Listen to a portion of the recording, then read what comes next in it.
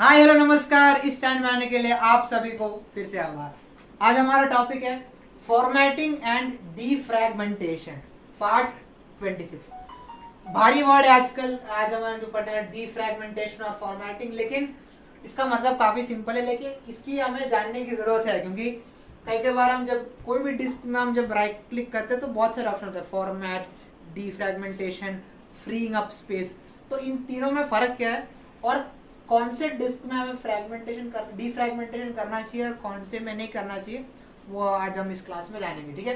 So formatting means deleting and cleaning the entire disk at once and for all. मतलब अगर आपने एक बार format कर दिया एक डिस्क को, मतलब वंस एंड फॉर ऑल, हमेशा हमेशा के लिए जो भी कंटेंट है वो वाइप आउट हो जाएगा, पूरा डिस्क नया हो जाएगा। It will be like when we bought, मतलब एकदम पूरा हो जाएगा। Formatting means deleting and cleaning the entire disk at once and for all. It is not a reversible action. एक बार आपने फॉर्मेट कर दिया तो फिर आप कोई भी टेक्नीशियन के पास देखे हो या फिर कोई भी फॉरेंसिक एक्सपर्ट के पास ले जाओ, हम उसको रिट्राइव नहीं कर सकते। एक बार वो जो गया वो गया। फॉर्मेटिंग मतलब जब कोई भी ऑप्शन हमारे पास बचा नहीं है, जब डिस्क बहुत ज्यादा अनयूजेबल हो जाए तब जाके हम फॉर्मेटिंग करते, नहीं तो नॉर्मल सर्कमस्टेंस में डिलीट करते हैं या फिर डीफ्रैगमेंट करते हैं या फिर फ्रीइंग अप स्पेस करते हैं। इन दोनों के बाद अगर कुछ नहीं रहेगा तब जाके formatting is the last resort. ठीक है, तो उसको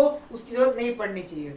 और freeing up space means deleting temporary and redundant files in a disk. मतलब कई चीजें होती है जो टेम्पररी फाइल्स होते हैं। What is temporary files? Temporary files are the files which are just created for a temporary purpose. मतलब अगर आप एक स्पेसिफिक ऐप खोल रहे हो तो उसका कैश होता है, कैश मेमोरी, मतलब कुछ ऑप्टिमाइजेशन होते हैं जो जब भी हम उस ऐप को खोलेंगे तो उसको जल्दी खुले। To make the load times faster there are some temporary files which is deleted after the use, but we can manually delete them to free up extra space. तो कई बार जो मोस्टली यूज्ड एप्स होते हैं वो अपना cache memory या फिर temporary files हमारे स्टोरेज में रखते हैं ताकि जब भी हम next time when we open the app so that it can access the information faster. So we can either temporarily or manually delete the temporary files, otherwise it will take up the space and after some point it will delete itself. But if you are in an urgent need for space,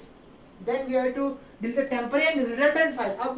What is redundant? Redundant means things which are no longer useful. Redundancy or yeah, redundant means मतलब let us say for example if you uninstall an app, so there are some redundant files, there are some residues which are still left. मतलब अगर आपने जो package होंगे software के वो सब बचा होगा उसका, तो वो सब चीजों को निकालने के लिए हमें स्पेस फ्री करना जरूरी है। So freeing up space means deleting the temporary and redundant files.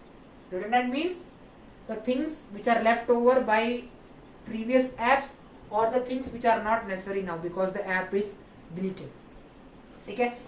Now defragmentation. Defragmentation means reorganizing files into different locations and saving space in a disk. So defragmentation basically means that we are just reorganizing. मतलब जैसे कि हमारा घर है, उसमें कमरा है, कमरे में काफी सामान इधर उधर पड़ा हुआ है, तो हम क्या करते हैं थोड़ा स्पेस लाने के लिए उसको अच्छे से रीऑर्गेनाइज करते हैं। मतलब चीज़ों को शेल्फ में रखते हैं या फिर चीज़ों को फेंकते हैं या फिर अच्छे से ऑर्गेनाइज करते हैं ताकि हमें स्पेस मिले। तो सेम चीज़ कंप्यूटर करती है अपने डिस्क के अंदर। मतलब फाइल्स एंड फॉर्मेट्स को डिलीट नहीं करती, बस उसको रीऑर्गेनाइज करती है, उसको कंप्रेस करते हैं ताकि स्पेस बचे। क्योंकि कई बार क्या होता है कि डाटा हमेशा ब्लॉक में स्टोर होता है, ब्लॉक। तो अगर एक ब्लॉक में सिर्फ एक ही पीस ऑफ इंफॉर्मेशन है तो उसको निकाल के दूसरे ब्लॉक में हम उसको कंप्रेस करते ताकि वो जो एक्स्ट्रा ब्लॉक्स है वो डाटा के वो फ्री कर पाए। So it is a technique by which the blocks of data is reorganized so that we can create more space for other things.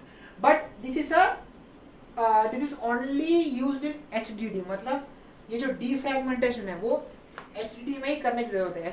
SSD जो आजकल के नए स्टोरेज डिवाइस है उसमें ये ऑटोमेटिक प्रोसेस हमें मैन्युअली करने की जरूरत नहीं पड़ती।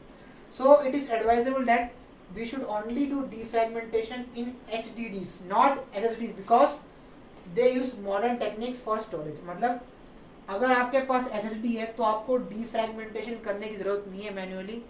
HDD है तभी करना है। और अगर आपने किया SSD में डिफ्रैगमेंटेशन, तो आपका डाटा लॉस हो सकता है. मतलब it will do more harm than good if we do defragmentation SSD, because it is only meant to be done in HDD, which is an older technology for storing data. SSD is the modern technique, so there is no need for defragmentation, because defragmentation is just reorganizing files and saving space. So the modern technologies allows us to do this process automatically, so we no longer need to do defragmentation in SSDs. But if you are still using HDD, then you have to do defragmentation. So I hope that the तीनों concept है, formatting, freeing up space और defragmentation क्या है, तीनों के बीच में difference क्या है और तीनों कब यूज करना है, कौन से डिस्क में यूज करना है, आपको इस क्लास में समझ में आया होगा. फिर भी एक बार ध्यान रखिएगा इन चीज़ों का. Formatting it should be our last resort, it should not be the first thing you do when there is a problem with the disk. We can just free up the space, or if it is an HDD you can defragment. After that if it is not working then you can format the whole disk.